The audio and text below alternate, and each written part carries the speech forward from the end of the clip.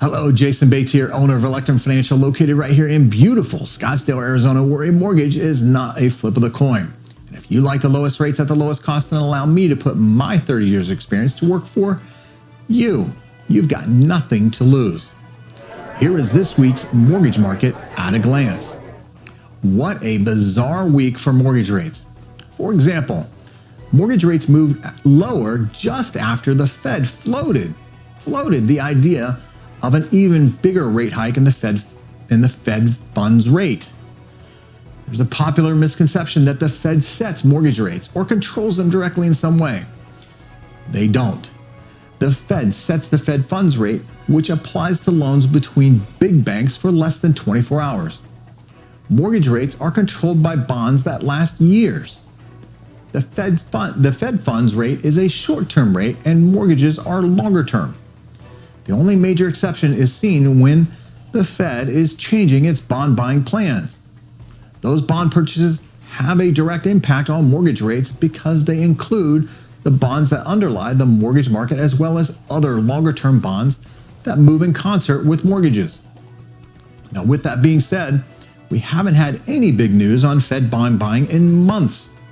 The other reason mortgages don't care about Fed funds rate is that the Fed only meets 8 times a year, whereas mortgage rates change every day. Lately, changes several times a day. #volatility. That means mortgages, as well as the rest of the bond market, can move well in advance of the Fed actually pulling the trigger. And in fact, betting on future Fed fund rate hikes is big business. Securities known as Fed funds future trade for exactly this purpose. They go a long way in explaining this week's movement. The following chart shows the Fed rate hike expectations for the middle of next year, as well as 10-year Treasury yields, which are a good indicator of where the mortgage rates may go. Now, for those of you I've spoken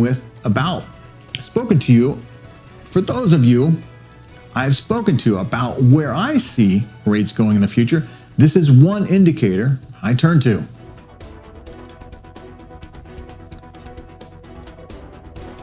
The next chart shows the Fed rate hike expectations 3 months from now. This week's surge is much more pronounced.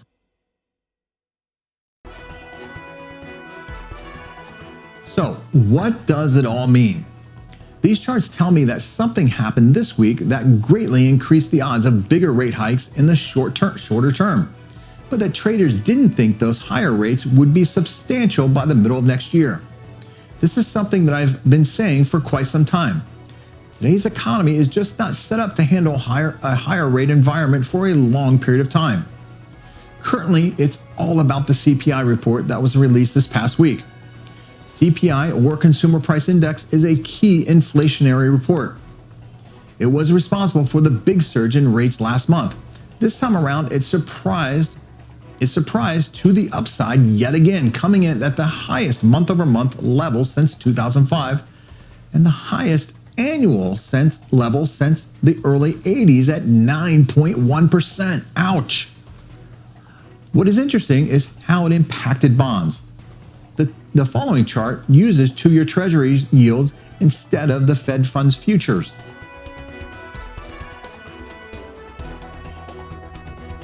Now, after CPI came out, the market quickly ramped up its bets for a 1% Fed rate hike at the upcoming meeting.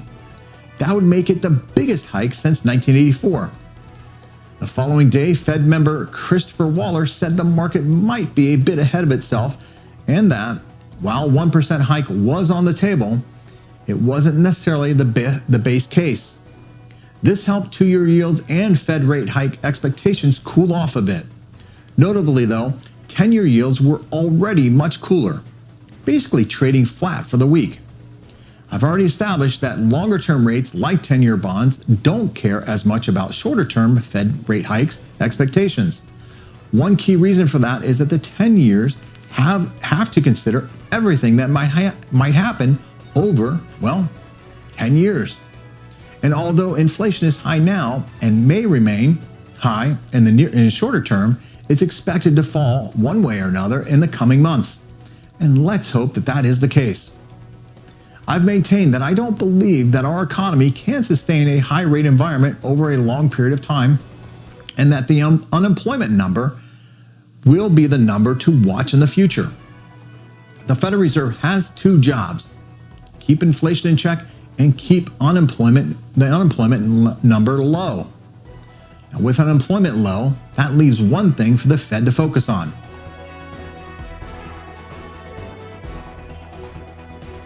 Now, if inflation doesn't decline as expected, the market believes the Fed will hike rates even more aggressively. The effect of such a rate hike and high inflation would almost certainly be a recession, and I argue that we are already in a recession. A recession is something that almost always leads to falling prices as long as the supply is high, including mortgage rates.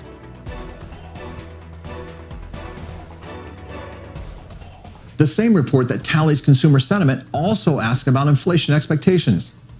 There was a notable shift this week.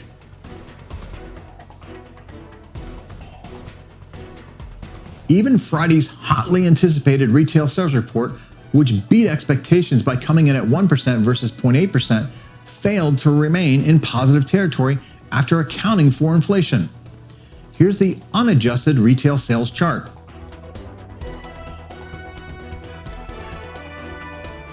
And here's how it looks when I subtract inflation.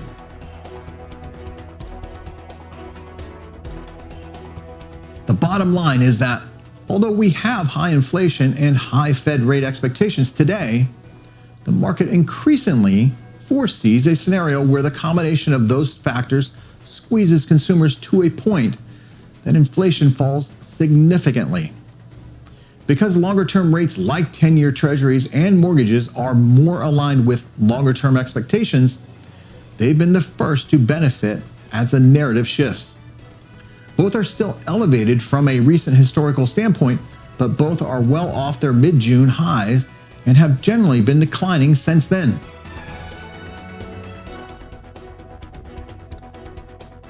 Next week brings several housing-related economic reports, which will help us understand how 2022's rate spike, not to mention the decline in consumer sentiment and affordability, have impacted the housing market. The following week brings the next Fed announcement and rate hike. It remains to be seen whether it will be 0.75 of a point or 1%. Either way, longer-term rates will have a much better idea by then, and will already have moved accordingly. So there you have this week's mortgage market at a glance. If you'd like to know more, reach out to me. I'd like to meet you. Thanks for watching, and if you're looking to purchase or refinance a home in Arizona, I'd like to be your broker of choice. Until next time, take care and stay safe.